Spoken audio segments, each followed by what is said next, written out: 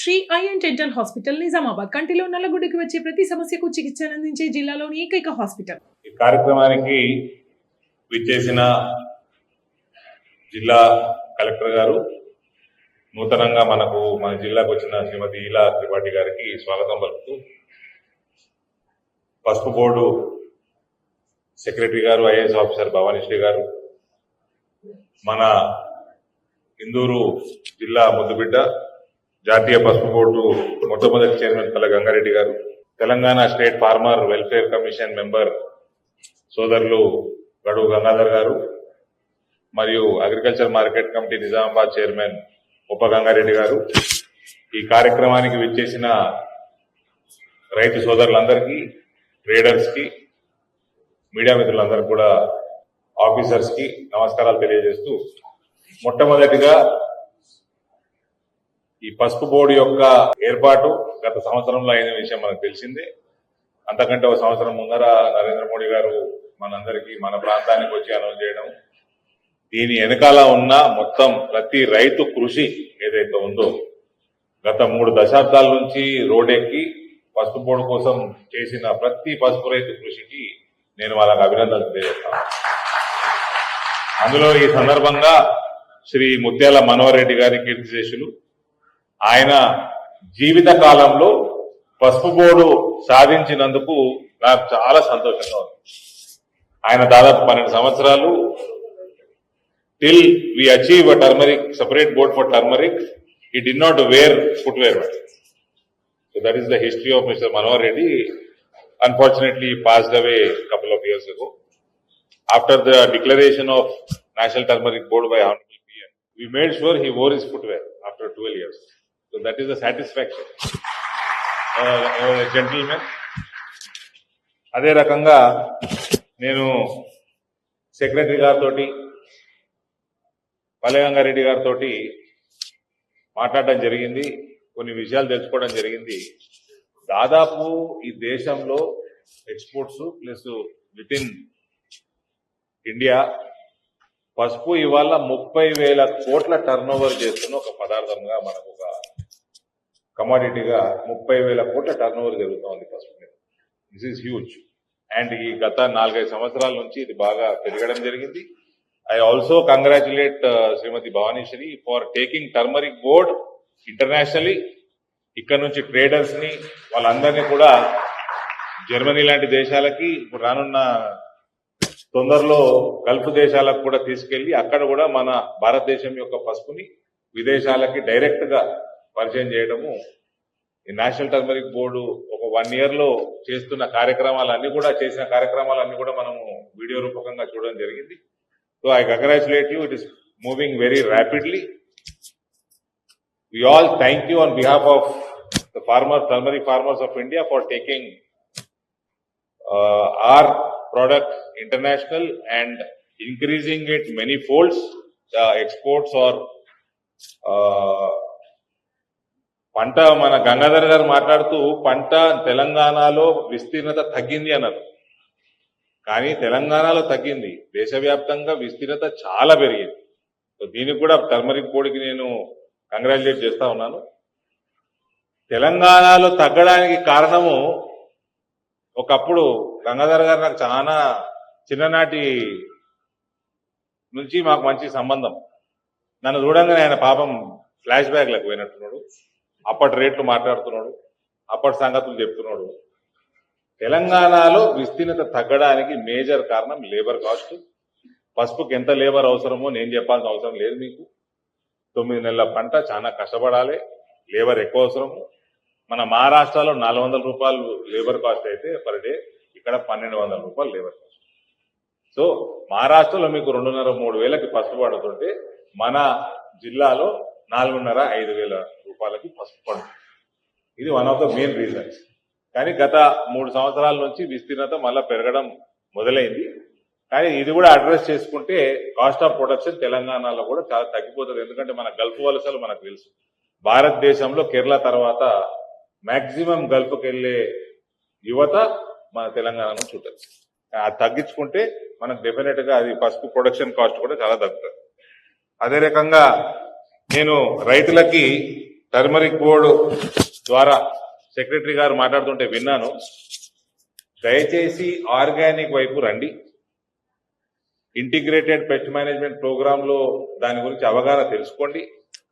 మన ప్రాంతంలో కొంచెము ఈ మందులు యూరియాలు ఎక్కువ వాడడం వల్ల ఎక్స్పోర్ట్స్ కి ఇబ్బంది జరుగుతూ ఉంది.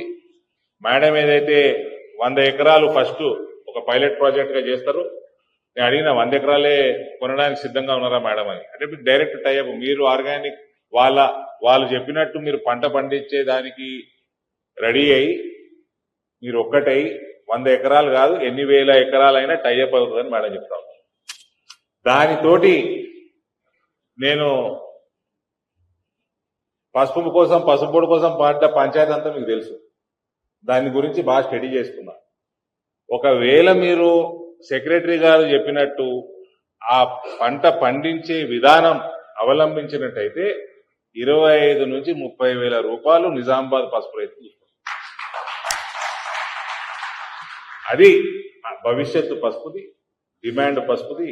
దానికి తగ్గట్టు మనకి పల్లెగంగారెడ్డి గారు చైర్మన్ అవ్వటం, మన headquarter national turmeric board నిజామాబాద్కి రావటము, దానికి మొట్టమొదటి సెక్రటరీ గారు కూడా తెలుగావిడ కావడం మన అదృష్టము.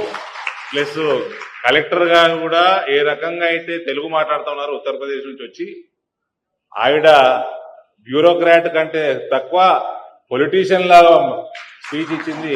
I really congratulate you madam. I was just discussing with your colleague. You are so fluent in your speech and your bureaucrats talking technically with data, it is very common for us, but the way you were speaking, history, pata nayakulu, different captions, I really congratulate you.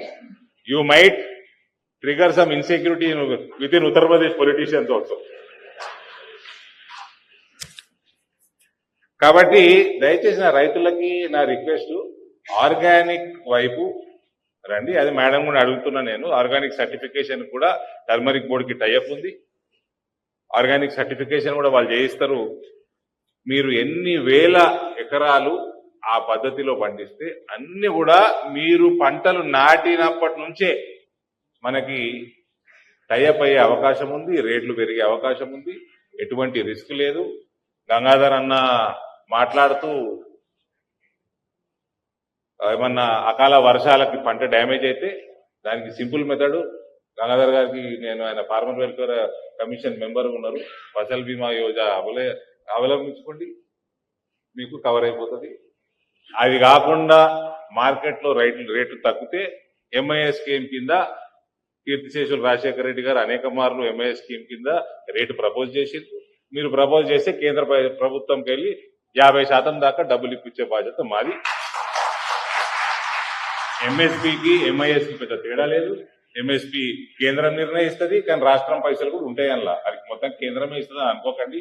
ఏ పంట అయినా, ఒక వరి తప్ప ఏ పంట అయినా 2 ప్రభుత్వాలు పైసలు కనుక్కొని ఆ స్కీమ్ అయినా ఈ స్కీమ్ అయినా కలిసి కొంటాం. కాబట్టి అవన్నీ కూడా మనకి సిస్టంలో ఉన్నాయి, అవి ఉపయోగించుకోవటమే. ఇక రాష్ట్ర ప్రభుత్వం నుంచి కూడా మంచి క్వాలిటీ సీడ్స్ ఇప్పించగలుగుతారని గంగాధర్ గారిని నేను రిక్వెస్ట్ చేస్తా ఉన్నాను. దానివల్ల మన పంట పెరగడము, దానివల్ల రేటు పెరగడము, మంచి క్వాలిటీ పంట పెరగడము సాధ్యపడుతుంది. మరోటి గంగాధర్ గారు మాట్లాడుతూ స్పైసెస్ బోర్డునే ప్రొక్యూర్మెంట్ ఎక్స్పోర్ట్ చేయమని చెప్తా ఉన్నారు. కేంద్ర ప్రభుత్వానికి వ్యాపారం చేసే అర్హత కానీ హక్కు కానీ లేదు, పెట్టుకోరు. సేమ్ ఎఫ్సిఐ కూడా వరి మనకు ఎక్కువ పండుతా ఉంది. బియ్యం కొనుక్కొని బియ్యం ఎక్స్పోర్టు బిజినెస్ చేసే ఇది కేంద్ర ప్రభుత్వానికి ఉండదు, రాష్ట్ర ప్రభుత్వం చేసుకోగలుగుతుంది. మీరు పసుపు రైతుల మీద ఇంకా వాళ్ళకి ఇంకా బెటర్ గా చేయాలనుకుంటే మీరు ప్రొక్యూర్మెంట్ చేయొచ్చు, రాష్ట్ర ప్రభుత్వం మీరు ఎక్స్పోర్ట్ చేయొచ్చు, మీరు వ్యాపారం చేయొచ్చు. కానీ కేంద్ర ప్రభుత్వానికి అటువంటి అవకాశం లేదు. ఏ డిపార్ట్మెంట్ అయినా కేంద్ర ప్రభుత్వం వాళ్ళు ప్రొక్యూర్మెంట్లు చేసుకొని డిస్ట్రిబ్యూషన్ చేసుకోవచ్చు, కానీ వాళ్ళు అమ్ముకునే పరిస్థితి కేంద్ర ప్రభుత్వం ఉండదు. అది మా ప్రభుత్వమే కాదు, కాంగ్రెస్ ప్రభుత్వం ఉన్నా కూడా గంతే ఉండేది. కాబట్టి ఇవాళ ఈ కార్యక్రమానికి నన్ను ముఖ్య అతిథిగా పిలిచినందుకు నేను ఎంటైర్ టర్మరిక్ బోర్డుకి నేను ధన్యవాదాలు తెలియజేస్తా ఉన్నాను. చాలా సంతోషంగా ఉంది. పసుపు బోర్డు సాధించుకున్నాము, ఇక్కడ పెట్టుకున్నాము హెడ్ క్వార్టర్. ఇంకా ఇక్కడ బ్రహ్మాండమైన ఆఫీసు కూడా టర్మరిక్ బోర్డు కట్టుకునే విధంగా కూడా రాష్ట్ర ప్రభుత్వము మంచి సిటీ నిజామాబాద్ పట్టణ నడి ఒడ్డులో 2 ఎకరాల స్థలం కూడా ఇప్పించి ఆల్మోస్ట్ దగ్గర పడ్డట్టు నాకు గంగాధర్ గారు చెప్తా ఉన్నారు. చాలా సంతోషం. అది కనుక వచ్చినట్టయితే మనము సొంతంగా మన ఆఫీసు కూడా బ్రహ్మాండమైన ఆఫీసు కూడా కట్టుకుంటాం. మరోసారి ఈ అవకాశం ఇచ్చినందుకు నేను ధన్యవాదాలు తెలియజేస్తూ సెలవు తీసుకుంటాను. భారత్ మాతాకి.